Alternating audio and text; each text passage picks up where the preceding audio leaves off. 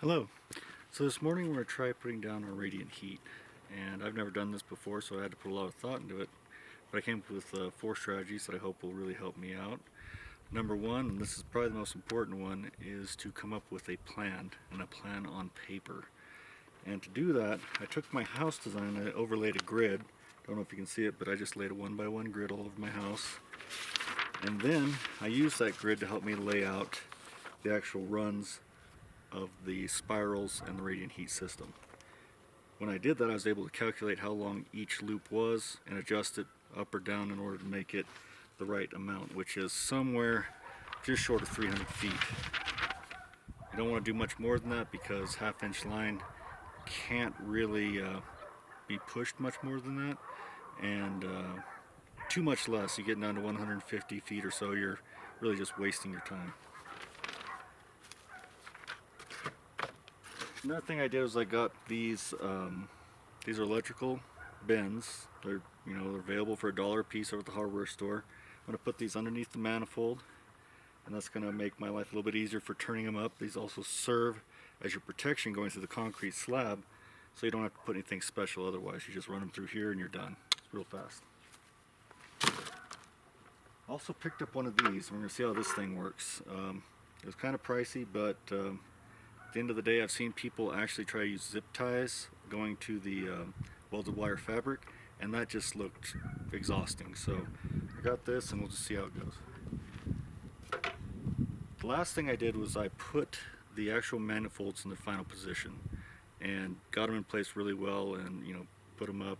So I think that's going to help because I won't have to move them later. Also, since I have to put this on an air test, I couldn't think of any better way of doing it than actually manifold the entire system up. So we'll see how it goes.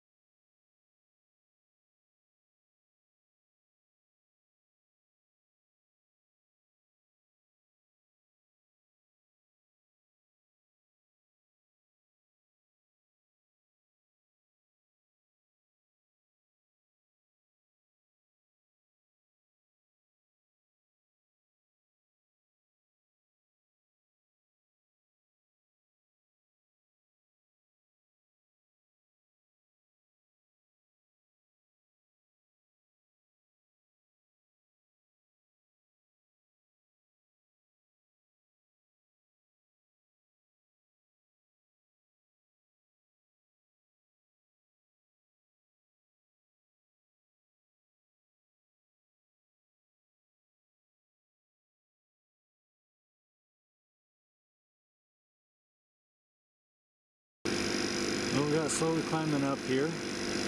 Getting close to 35, we're going to go all the way to 50.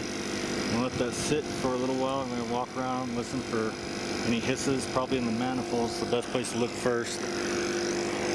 These manifolds are made for water, not for air, so they really have to be clamped down well in order to make them work correctly. So that turned out to be a really long day. We got everything done, 11 loops, one day, no big deal. That little device for stapling them, that thing was great. I mean, worked really well. At the beginning, I was trying to have my guy kind of help me unroll it. That didn't really work. It used up 2 men, and we were fighting kinks the whole time. So I got on YouTube real quick, saw a little thing where you take a bucket, put on a Lazy Susan ad. It saved my butt. So I'm not going to show you how to make it here because, well, that's not what this is about, but they're online and they're very easy to do. Manifold system worked great. You know, having it in place, I'm very confident that everything's going to work out the way we want it to. The bends, great. Yeah, couldn't be happier with the way it turned out. Here's a little addendum to the Radiant Heat video. So the design I use is called reverse spiral. It's where you come in on one side, you come around, you go around the outside loop. When you get to the middle, you've got this little reverse figure 8, and then you spiral back outside the loop again. And that puts all your heat to the outside of the walls and kind of evens out everything. I'll tell you what, it's a lot easier to run than what I call the finger, which is when you just have these tight loops. It also is more forgiving because, you know, if I got an irregular shaped room like this one, I can kind of just, you know, work it out. When you get to the middle, you just kind of do whatever you want, you know, just make it happen.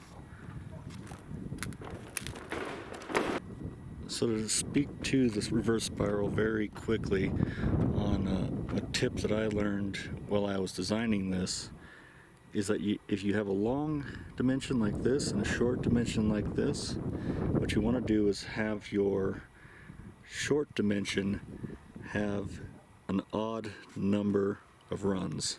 That'll give you that one right in the center for your reverse run to turn everything back around.